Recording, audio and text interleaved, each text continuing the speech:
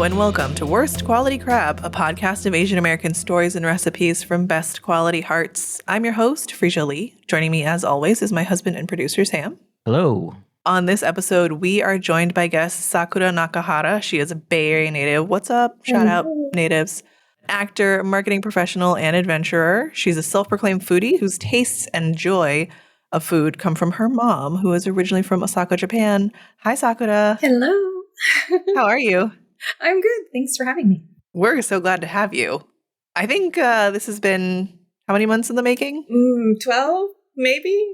Many.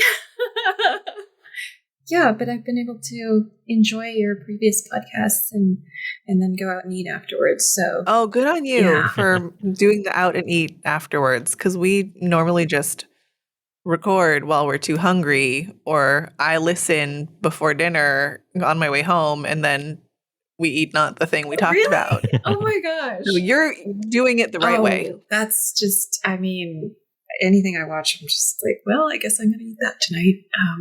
Nice. So, well, for others who maybe listen to our podcast the same way that you do, what are they going to have to go out and eat after they listen to this one?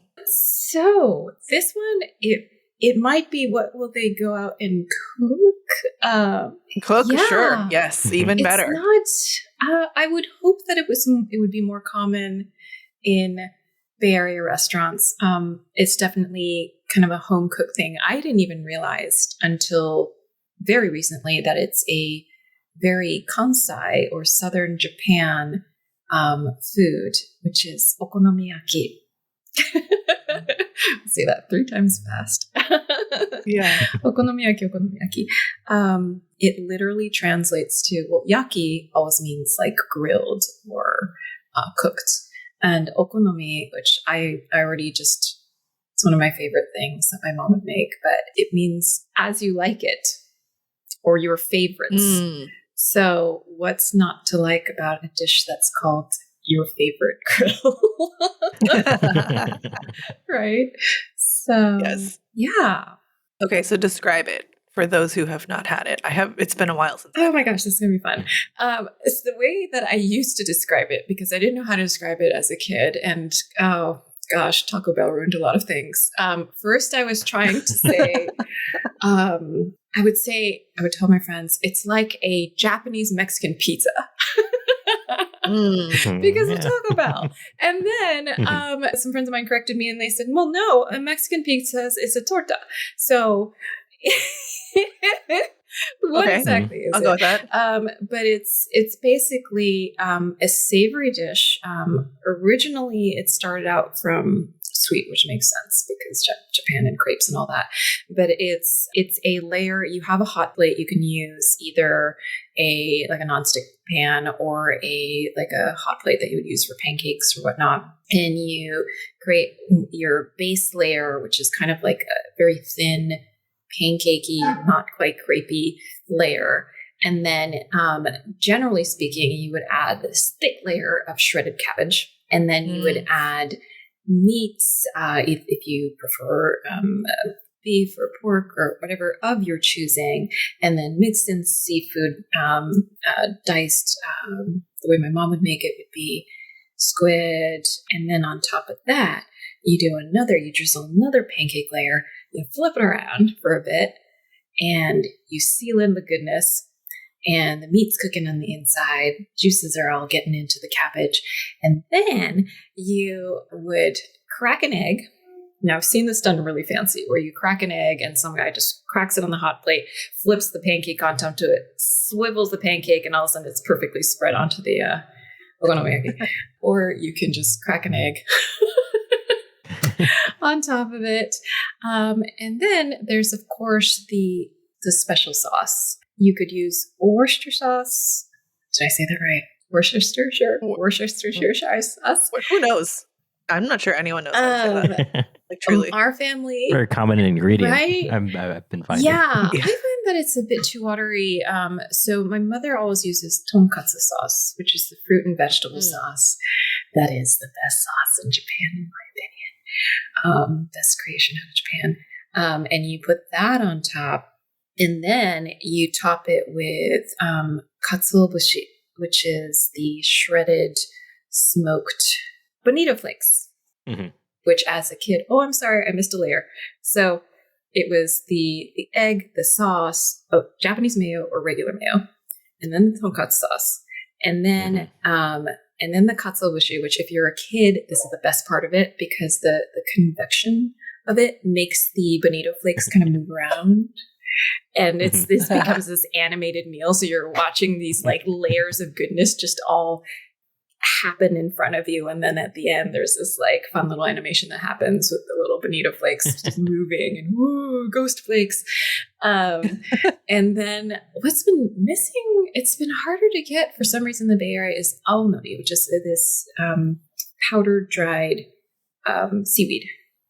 And that goes on and that adds a little bit more of that final, like, chef's kiss part. Yeah. And then you have this okonomiyaki, whatever you want to call it, Japanese Mexican pizza. Eat it with a fork and knife, whatever way you want to do it.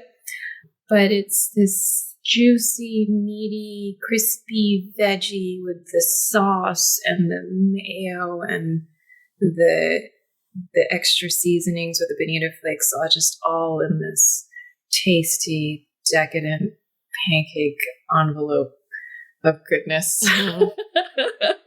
While you were describing it, I actually looked up our closest neighborhood one to see if they were still in business. Because we used to go out to a place, Sam, if you remember Genki Ramen, we would get it there, and we haven't been there in so long. And I was like, are they still in business? Like, did they survive COVID?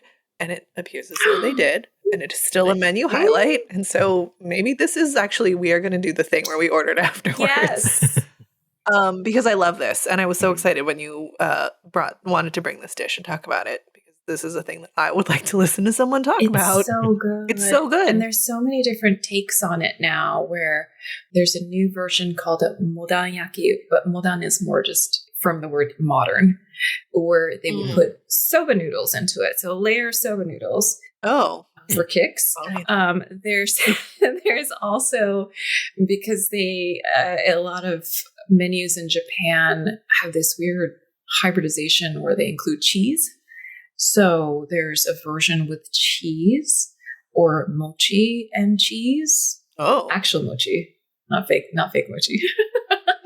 We can get into that too. We will, yes. Yeah. Or there's ones where I think there's two versions of the modan. There's soba or there's yakisoba, which is more of like the pan-fried noodles. Then you stick a layer of that. But it's as you like it.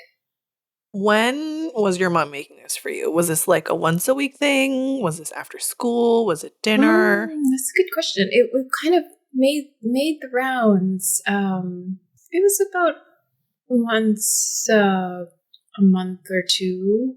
It's definitely something she would make when I come back from college on the weekend, or if the whole, we're a small family, we're a family of four, but whenever we were home, then she would get the hot plate out and start cooking.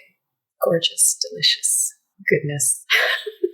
Did she make it when you were a little kid? Yeah. That's when the dancing bonito flakes were the top hit. Right. She would only make it for family, and it wasn't like it was like off limits or anything. But when, especially when I was in high school, junior high school or something, my friends would want to come over because they want to eat Japanese food, and my mom would just freak out. She's just like, "Oh my gosh! Like, should I get pizza? Should I, make spaghetti with meatballs? Like, what are they gonna? I don't know if I can make something that they can eat." I'm like, they want to come to have Japanese food, and she's just like, but I think okonomiyaki seemed just like too far fetched, so she would make pastigers or stuff like that. I love that so much. I love that your friends were, I'm sure they wanted to hang out with you, but also they were like wily enough to be like, you know how we can go get Japanese food? We'll go. Yeah. She's an incredible cook. And I was so lucky she made my lunches for me up until college. in elementary school, she would make onigiri for me, so rice balls. Mm. And I don't know if you've ever experienced, but it was like in San Francisco, and my onigiris, it was like playground currency, right? During lunchtime, I would open up my bento and there would be onigiri in it. And I would trade it for hot flakes. I would trade it for, it was just like this whole trade system that would occur every day at lunch. And onigiri are so portable and dispensable and tradable. So it was a hot ticket. I don't think I tried to explain it to her, but I don't think she really. That's awesome. I feel like our kids have gotten in on the receiving end of that sometimes. Like they'll come home with a thing where I think one of our kids, our oldest, one time like, oh, I had shrimp tempura for lunch. What are you talking about? And she's like, oh, so-and-so gave it to me. Or like, I traded it for something. And I was like, what is happening? Like, I remember this, but also it's at like such a new level now. Yeah. It was bizarre because it was either onigiri or she would put pizza rolls in my lunch. And pizza rolls are also compact, portable, highly tradable. Good currency. Your mom sounds like a lunch wizard. Yes. Actually, I think it was my second or third year of college. I called her and out of the blue, I just said, hey, thank you for making me lunches all these years. And she was just like, it was the first time I've ever heard her voice crack. Aww. She was just like, oh, what? And I'm like, thank you for making my lunch throughout school. Now I'm in college and starving. Oh. I would try to figure out how to make what you made. It wasn't just onigiri. It was the apples cut like bunnies. Aww. Yes. Your mom is that Japanese mom that does all of the things that make the rest of us feel terrible. No shade to your mom. All respect. But it wasn't like the Totoro bentos where they look like, they're on Instagram or whatever. Yeah. But I think I tried that for all of like 1 week of like, I'm going to do a cutout of something. And then I was like, nope, just a slice. Slice stuff. That's it. Because I don't think it changes what they eat. At least not for my kids. And then I'm just left with scraps of things. Oh, apple peels. Yeah. Apple peels, the outside of stars. I don't know. Like that to me, I was like, I get how this is adorable. And the cleanup feels like too much for me. They might feel guilty about eating it because it's so cute too. Oh, that too. They're like, I don't want to eat this. This is a little bunny head. Yeah. The bunnies. Yeah. The number of like overly cute bakery items that they're like, I don't want to eat this. I'm like, it's $6. You can't eat it. We didn't buy it to look at it. Everything is made cute. Even the little sauce containers, they're shaped like fish or bears or something cute, something kawaii. I do love it though. Like I do aspire to it in a way where I'm like, but what if I just sourced everything from Daiso and all lunch was adorable everywhere? What would life be like? Pretty good, apparently. It sounds like. Well, you'll be giving a start to your little ones for international trade, and that's true. They'll learn how to run a business. That's true. Yeah, that might be worth it. It's like, is it two master negotiators pizza rolls for an onigiri, or is it like how far up can we trade this? I was getting a good amount of hot flakes for one onigiri. I loved those. So I still love them. They're so good. Hot flakes still hold up. They do, and they make them bigger now.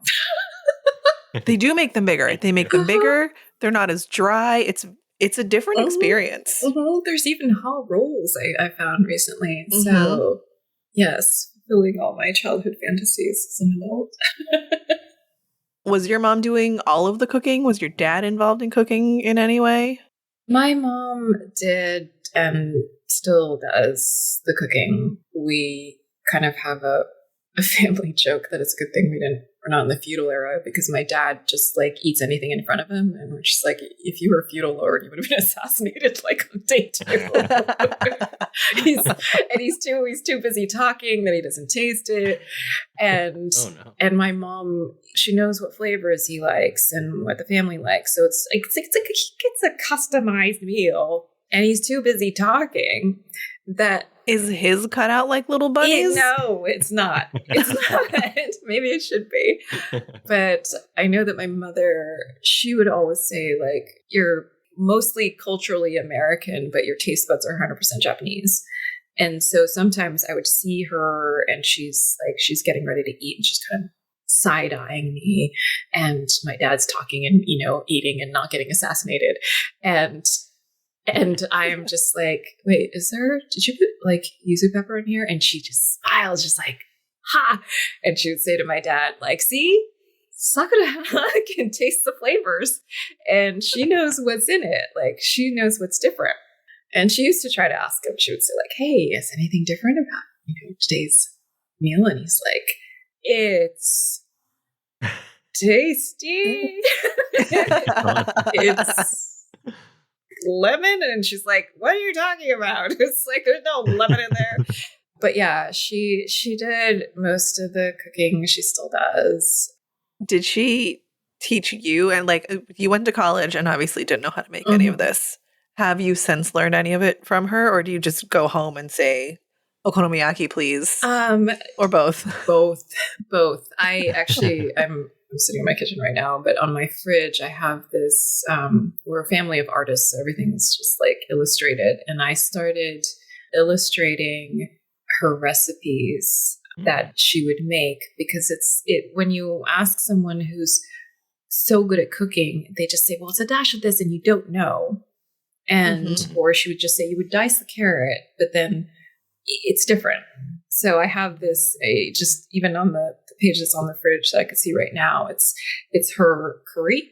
And I have this very scientific looking like illustration of a carrot and then the angles that she cuts it because it's a different shape when she makes her curry. There's also just one dish that she learned from her mother, my late grandmother, who passed away when I was just a baby. So she only has this one recipe. It's the stew with carrots and potatoes in it. And I've just since dubbed it the stew title case because it's the one thing I wanted to make sure I got from her. So it's half and half. I've tried to recreate some things with varied success. Wait, tell us about the stew. Oh, the stew. It's a very basic broth. I think it might even be a chicken broth with potatoes and carrots, but the potatoes and carrots are cut in little rectangles, which is unusual. But and there's some onion. Is a very basic stew, but the shapes give it this texture. Oh, interesting. Yeah, textures for food. My mother would always say, oh, it's not good that you don't know how to cook very well when your taste buds are like so up there because you'll suffer. And I said, no, I just appreciate really good food more, Mom. But yeah, the stew it's really a basic chicken broth. My grandmother she was a teaching artist. So we are a family of artists. And they were doing quite well. And then pretty much everything was gone, like World War II. So then there were everything was basic recipes, based on what ingredients you could get. Why do you think that was the one thing she passed on? I don't know if it was deliberate or it was just because my mother had already moved to the States by then. She had a thing for American movies and Robert Redford and Paul Newman. And she literally hopped on I think it was a British ship and came under the Golden Gate and went to SF State. And so she was just like, I'm out of here. All in search of Robert just- Redford? That's amazing. Yeah. So I'm, San Francisco born and bred because of Robert Redford. Listen, there are worse things. There are. And then she found your very Japanese dad.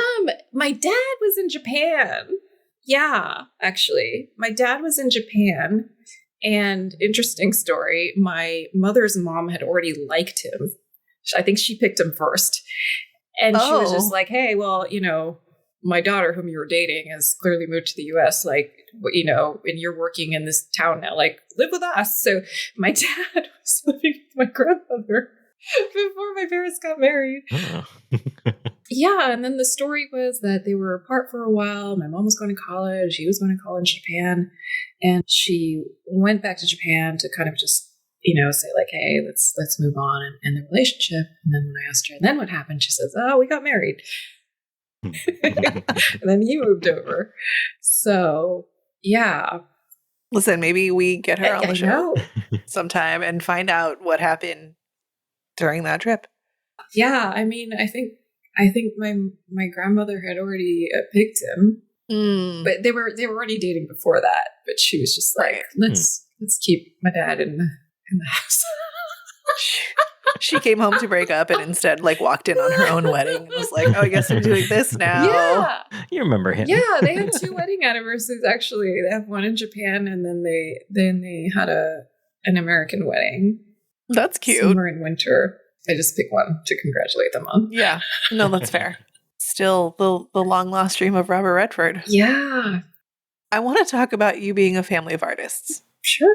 Because I think that in a lot of ways, when people come on this show, we get a lot of the more typical, I was supposed to be an engineer, I was told to be a lawyer story. And you tried that and it did not work because you were a family of artists. Yes. I was, for the longest time, the black sheep of the family because I majored in biology and with a focus on molecular and cellular. The hardest. It was pretty tough. I am always sort of a challenge seeker, and I was fascinated by it. I still loved art. I had some culturally unusual phone calls during college where my mother would say, why can't you just do something that, comes naturally to you? Like, why are you struggling? You could just be an art major. Why can't you be? And then then the rest of my friends are just like, can I have your parents, please? Because they'll disown me unless I become a dentist. After college, I started studying design, which is kind of this nice little hybrid between art and science. And then finally, when I gave in, went fully into the arts, theater, acting, everything, she said, finally, our daughter has seen the light. She's not doing these foolhardy STEM things. She's an artist. So, yeah. Oh, I love it. What types of artists are the rest of your family? Let's see. My mother did kitchen and bath design, so interior technical design. Oh. Hey, I've got a real ugly bathroom if she's still looking. Do you like tiles? Because she loves putting tiles in. I love tiles. I think your mom and my grandmother would have gone. Anyway. Yeah. My late uncle he was into publishing and literary, and one of my 3 uncles are still around. And the other late uncle had his own graphic design business. Wow. And my remaining uncle is retired, but he was an art director for his own design firm. And my grandmother was a teaching artist. She did Japanese traditional art and dance. My maternal grandfather was a businessman, but an art collector. And I don't know if that counts. Brought his way to meeting my grandmother or not. It's all on my mom's side of the family. My sister worked in film, and now she's more marketing leaning, but it's still in the arts. Yeah. You were not kidding. Mm-hmm. Wait, what does your dad do? He worked in import and export. Okay. All right.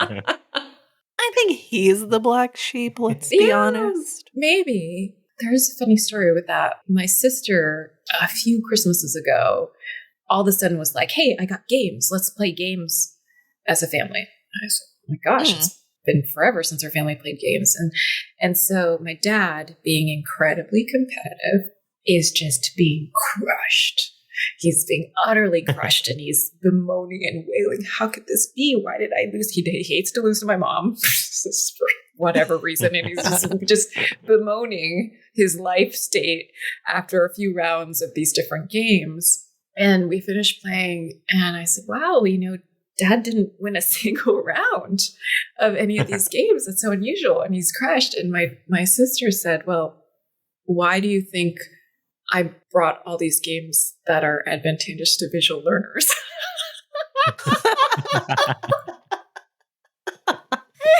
Wow. Yes, it was just all plotted out. Yay. Yes, it was just like all these shape and color games, matching games, and my mom was just owning it. Even when we played games as a family when we were young, my mother was just kind of like held back, but she was pounding my dad, and she was winning everything. And my sister and I were like second and third. Yeah, well played, sis. That's so savage. Like that your sister, like she went out of her way to orchestrate his suffering. Oh my God. I kind of got to meet her now. Just this story alone. That's amazing. But my dad is like, when he plays to win, he is savage. I mean, I played a chess game with him, and it was savage. He wouldn't just play strategy wise, but he was doing the commentary. I mean, it was. Oh, wow. I'm your daughter. Are you sure this is? Did you ever play chess again? Like, was this the end of your not with him your chess career? So it was definitely a cathartic thing for myself as well that he got slammed, and could have been a Waverly. Shut up. I mean, I guess, in a family of artists, he's got to shine somewhere. Fortunately, I never learned Go, because that would have been not a pretty picture as well, seeing how he plays his own daughter. Oh, man. Before, all your friends wanted to trade parents because of your majors. Did you have a sense that was a little bit of a like different upbringing or like parental sort of stance when you were younger, like high school, middle school? Not really. I mean, there's some things where there's definitely still room for my father to evolve. But he was already kind of non-traditional in that my dad always wanted daughters. And he got 2. And then he was overruled by 2. So watch out, Sam. Yeah. But it was like the great equalizer, because, we didn't really grow up in a time that was gender fair or anything like that. So yeah, he just always encouraged just trying anything new. I think because he did so himself. And then my mom was always encouraging art. So it seemed normal. And the exasperation of how dare she go into STEM. How did your dad feel about that? He was, he's really definitely open to me trying whatever I want to, learning whatever I want, just give it your best kind of thing. And so I don't think he thought anything of it, as long as I was happy doing it. It was hard though. It was tough. I don't regret the knowledge I gained from it. I had an inkling that things were a little bit different when applying to colleges, because that's when all my friends, especially Asian American friends, were being told they had to be dentists mostly. That my parents said, hey, we want you to go to college to gain better judgment so that you can function as a member of society and like vote and do that with good judgment. Oh. Yeah, they said I like this. You don't need a major that gets you the job. It'll probably change anyway, but we want you to study and learn to have good judgment. So, yeah, in that sense, the science background has helped me immensely too for a lot of things. Sam, write that down. Remember that for our kids. Yeah, that I knew was different because nothing was dictated. I almost wished I had some guidance, actually. Say more. It was just the thing you were supposed to do, right? Go to college. My school didn't really have the career test, right? It's so dated too. It's like, you would make a good radiologist. I'm like, what? In the 10 questions that I just answered as a 17, 18-year-old is going to tell me that I'm destined to be a radiologist? Like nothing, right? So there wasn't anything about, where should I go? Is there something I should do? Same for sports. Thank goodness I did a lot of sports, but they never pressured me to be first. But in some ways, because they never pressured me, I was always a relaxed athlete. Hey, that was fun. And that's just been the way it is. And sometimes I wonder, if I was pushed a little bit, like, should I have been? Would I still have been, hey, that was fun? Right. You never know. Could have been that chess champion. Oh my God. Except for that. I would never. Except for that. Okay, that's fair. I would never be a chess champion. Clearly, even without my dad. That's interesting. I feel like I also didn't have a ton of pressure to like perform or excel or whatever, but I put it on myself. All that to say, like, I can't imagine this life with no pressure in which you just accept that. And you're like, yeah, sounds good. Let's be chill over here. Yeah, I definitely put that pressure on myself as well. Like, okay. I thought I was the only one in the family who thought maybe I should major in biology for like career related reasons. For some reason, I was just... It's because all of your friends' parents who were like, you got to be a dentist. Maybe. So, no, I don't know. I don't know. I think it was when I was 14. It's when you can first legally work. I went over to my favorite bookshop and I got a job, and I told my parents, hey, I got a job. And they're like, you got a job? And my dad's like, what? You got a job? What are you doing getting a job? Why do you need a job? like, are you not getting, like, what? And so I'm just used to working. And so I was still thinking, well, wouldn't it be cool to be a scientist? Not knowing anything about what it's like being an actual scientist. So yeah, that was a weird me thing. How did you come to make the switch? It was gradual. I worked in biotech for a while. I was actually sequencing DNA, and you were like science. Science. Ooh. Yeah, yeah. I was in genomics, and then I thought, like, is this it? Is this it? Tried another position. Then I was like working with proteins, and I thought, okay. Well, I gave myself one more try to see if this is right for me. And was it radiology? No. Never radiology. I never once. Darn that questionnaire. Just started getting into tech. In college, I had a lot of friends who were into tech and were like building their own computers and stuff like that. And so I started getting into tech and e-learning, and then went back to school and learned user experience design because that seemed like a little bit closer to creating an art. And maybe I didn't realize it at the time, but I was already going back on that path. I was on that path. Yeah. And that user experience knowledge got me over to marketing, and that connected me back to the arts. So it's the whole people element. Okay, but then how did you end up on a stage? Because that's very different from sequencing DNA. Oh, that's my mom's fault. Oh, yes. Okay, great. Yes, that's my mom's fault. Ever since I was little, there would be, when I would watch cartoons or I would watch anime, like Doraemon, she would say, like, she wasn't just enamored with Paul Newman and Robert Redford. She was enamored with all artists. And she would say, did you know that this voice actor is the same person who voices this? Isn't that cool? And I was just like, I do that. Yeah, there you go. You have a future voice actor on your hands. And so I was always enamored with voice acting.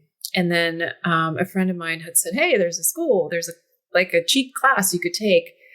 Got into that. Thought, oh, this is so fun. Started taking classes, and there was someone in the class who did this amazing space object, like physical work. And I said, where did you learn that? And they said, improv. So then I found an improv school and started learning improv. And someone had this gorgeous, gorgeous movement, fluidity, expression. I said, where did you learn that? She's like, I'm a clown. So then I'm like, should I do this? And I started taking a clown class, and then somebody else in that class was an amazing actor. And I said, where did you learn that? And they said, I'm theater school. So then I went to theater school and then realized I actually, surprisingly, although it was nice being able to voice act in your pajamas, I really like this form of expression. So yeah, the rest is history. I've been studying and performing since. And that was another thank goodness from my parents. I was going to say, your mom finally got her way. Yes. That was the biggest hallelujah email of, hey, I think I'm going to give myself some time to explore whether this could be part of my career. And it was just you know, you could hear the little crackers popping. She's just like, oh, it's finally our daughter has come to her senses, and she's following the family line. I love this. You mentioned in your questionnaire getting ready for this that your mom, food is like her love language, but it's also her guilt language, her bribery language, her apology language. Like, did okonomiyaki come into play at all in this sort of like, yes, can I guilt you into art? Can I I told you so about art? Like, where was all of that? Oh, it wasn't necessarily just for art, but it was often maybe because she knew that that's the one that I couldn't resist. The faith that I couldn't resist. But there would be, when I would come back from college, we would make okonomiyaki. If we had an argument and I just, we just took some little space or something, and all of a sudden I'd get an email that says, I cooked okonomiyaki tonight. There's an extra one if you want it. Ooh. Oh. No apology. There's never a sorry. Right. I will never hear a sorry in my entire life. I never expect it. But it's just, there's an extra one if you want it. It's like, huh. And then that's where you had to think about it, right? If it's an apology okonomiyaki, then I'm thinking, sure, I wanted to make it anyway. Mm-hmm. But if it's another, you got to be careful. It's the carrot, right? It's the carrot. Sometimes okonomiyaki used to be that I would come over and then all of a sudden she needed tech support. Oh. Had to fix the laptop. It was a trap. The trap. Had to fix the laptop. Yeah. It's like an okonomiyaki like under a big box with like a stick. Yes. And you just crawled in and then a laptop is waiting inside and it falls. Exactly. Other times she would wait until I was done eating the okonomiyaki and it's just like, hey, I need this work done downstairs. Oh. I need you to help out. And you already ate it, so you're obligated. That's a blackmail one. Yeah. Almost. There's a pause that happens when it comes as an email. If it's just a phone call, she's having a good day and she's just inviting you over for okonomiyaki. Have you ever refused one? I have. That was the hardest thing. Oh my goodness. Yes. We had a disagreement and no emails for about 2 weeks, which is long for us. And then all of a sudden the tone comes across in the email so clearly. I made an extra okonomiyaki. It's not like I made an okonomiyaki for you. I made an extra one. It just happens to be there. And I was just like, oh gosh, I was starving that day too. I remember it. I was just, oh my God. But this was like, No, this one I can't take this okonomiyaki. Not yet. Oh. So oh my gosh, my body was just hating me for it, but I did not respond to that email. What do you think happened to it? Oh, it was Your dad ate it without thinking probably or noticing. or she had it for leftovers or something. There's been a few refusals, but it's also a different way of communicating of like, no, Mom, that was not okay. Mm-hmm. I will not take this piece okonomiyaki at this moment just yet. Like, I need to cool off. Does she make them the same way every time? Is she ever like, this is a truffle okonomi? Like, I've stepped it up in this peace offering because I have really done wrong. There's gold flake on top. Yeah, it's gold flake. Gold bonito flake. Her recipes, she hasn't changed them. Although I think recently they do sell an okonomiyaki mix, which is just the flour batter mix. And then that one, instead of making those beautiful layers, you just basically toss everything in and then create it as this cakey pancake, which texturally, it's not the same thing. It's not the same thing. You just have this kind of fluffy outside and you don't have the juices that are in it because the meats and the veggies are already mixed in the batter. There's this separation. It's like a scramble instead of an omelet. Exactly. It's not the same thing. Not the same. It's not the same. It's all about texture. Yeah. So, yeah. Omelet all day. So she's used the mix a few times recently, but I think that they weren't up to her standards. Oh, okay. You know, I mean, she's getting older. She wants to choose things that are easier, and I totally get it. But I think like she just didn't. Yeah. She's like, well, and never for an apology.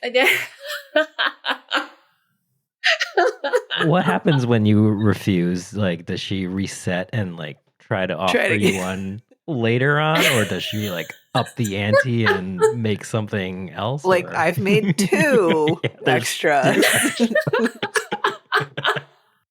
It's food has been her love language. She has upped the ante before. It's not always an okonomiyaki. It might be, something else. The stew. She's like, okonomiyaki and a curry. Exactly. What's it gonna take? To even some leftovers to take home. Yeah, actually, it's weird because the more I think about this in chatting about it, she really like monitors my food reactions more than I thought.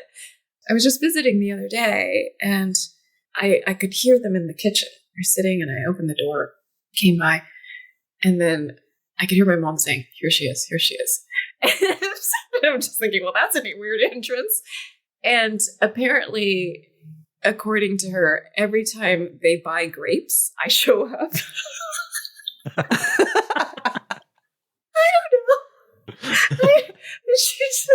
She just keeps track of these things. I don't know. But apparently the last 3 times or 4 times over the various months that they purchase grapes, and I love grapes, I show up unannounced. And eat all their grapes? Unannounced.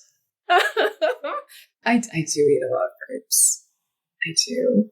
I love fruits. That was the other thing that my mom loves about living in the States is that she loves fruits. And fruits are very, very expensive in Japan. And California fruits, both quality and price, are phenomenal. So yeah, that was another thing. But yeah, grapes. I guess she knows my what bait to use for me. I mean, she would. She's my mother. She trained you this way. Maybe she did. Maybe it was from the bunny shaped apples to the all the way to the okonomiyaki and the grapes. She's I've been set up. Did she ever slice or peel your grapes as a child? No. Okay. No. That was the only weird trait that I did myself. Yes. Slice or peel? I peel grapes. You peel grapes? The grapes. To this day? Mm-hmm. Wow. Mm-hmm. Such patience. It has received commentary from said parental units that it's the only thing that I am patient enough to do is that I will peel all my grapes and de-seed them to have this beautiful bowl of like peeled, juicy, de-seeded grapes and eat them with a spoon. Oh, that was going to be my question. Do you use a spoon or your fingers? I use Because a spoon. all right, All the juices because in there. a peeled grape with the fingers is just a kid's Halloween haunted house. Bowl of eyeballs. Ugh. Yeah. It's the ones either the purplish or the red ones, the ones with the thick skin. Mm-hmm. Yeah. Wow. Every single one. I just sit there and they watch amused, fascinated. Do you share your peeled grapes with them, or do they prefer peel on? Oh, you do not share. I do not share because one, they actually don't care. I mean, they're just eating the grapes in front of me as I'm peeling. Yeah. So it wasn't like I did all this so you don't get any kind of thing. It was just like they were just already sitting there eating the grapes in front of me. Or the Japanese Kyoho grapes, where it basically like pops out of the skin because the thin is very thick. It's kind of similar to the richness of a Concord grape. Okay. Yeah. Did you know that all of our California first crop cherries, 100% of them go to Japan? What? I did not. It's a thing. Like first crop is very special in Japan. Oh. Listen, I'm late on cherry season every year, so I would. You could send the first 5 crops. I would. I'm okay with it too. I love cherries too, but then it gets individually wrapped and placed in these gorgeous little boxes that are not cheap. So you'll buy like 10 cherries individually wrapped. Oh, I'm going to look very differently at my farmer's market cherries from now on. That what I think is expensive is in fact not. Yeah, fruits are. It's like the the fancy melons in Japan. I mean, I do know this about fruits in Japan and other parts of Asia too, like the fancy Korean pears. And I guess I just never gave it this much thought about like the price to price and what I think of it. This is helpful the next time I go to the farmer's market and I'm like, do I want to pay $4.99 a pound? Or instead of $3.99? Like, yes, I do. I do actually, because I could be living elsewhere. And that would get me a single one. I mean, my mom, she's always buying fruit. She's always at the farmer's market, getting fruits. She loves persimmons so much. She planted an entire persimmon tree in the backyard. I want to live that life. Yeah. I want an overly abundant persimmon tree in my future. There's a cherry blossom tree now, but as they say, sakuras are, or my plant major college roommate said, you're an ornamental. You're not fruit bearing. Sakura. Thanks a lot, friend. This has been great. I think we could keep talking, but for the sake of everyone, we'll save it for a part 2. Perhaps. Yes. And I hope you can enjoy an Okonomiyaki tonight. Yeah, no, I still have it up on my other screen. I've been looking at it and I feel like this is either definitely a like after the kids go to bed pickup or no, just that. Just I don't want to share it. It's going to be that. Let me know if they make it scramble style or omelet style. Oh, I will for sure. This I need to know. Yeah. I will let you know. And then you can, if you are in a, conflict with your mom and she offers you a trapped guilt one and you want to say no, then you know where to go to get one with no strings other than probably $15. Oh my gosh, we're resourcing Okonomiyaki now. Okay. Yeah, that sounds good. For emotional support. Then you have an outside emotional support Okonomiyaki. Yes. Yeah. Yes. Okay. We got you on this one. Yep. Where can people find you and your work if they would like to? Well, I have an Insta. It's mostly my theater work. It's Cherry Blossoms. It's Cherry Blossoms. It was taken. That's fair. Like bliss. I like it. That's my handle. That would be the place you can find me. Amazing. Listeners, if you would like to find us, you can find us at worstqualitycrab.com. You can find us on Instagram also at worstqualitycrab, Or if you want to email us, you can do that at worstqualitycrabpod@gmail.com. Sakura, again, thank you so much for being here. This has been super fun. Thank you. I, for real, am just wanting to go eat everything that you talked about, including rectangular shaped vegetables in my stew. I want to try that just to see what it does texturally. Mm-hmm. And maybe I will dig out my bear-shaped cutters for some apple slices or perhaps rice balls and just see what life looks like after that. Or life for my kids. I don't know. Maybe it's great for them, terrible for me. They'll get Who knows? into import and exports. That's yeah. you're mapping the future. That's maybe not the worst either. Mm-hmm. We'll see. Although in this economy, it's a whole other podcast. All right. Thank you all so much for listening. Sakura, thank you for being here. We will talk to everybody next time. Until then, go eat something good. Oh, we'll get a recipe up. We'll get some version of your mom's recipe or something close to it. But it's, your favorite things. So listeners, just put your favorite things in there and call it a day. That'll be great. All right. Thanks, everybody. Talk to y'all soon. Bye. Bye.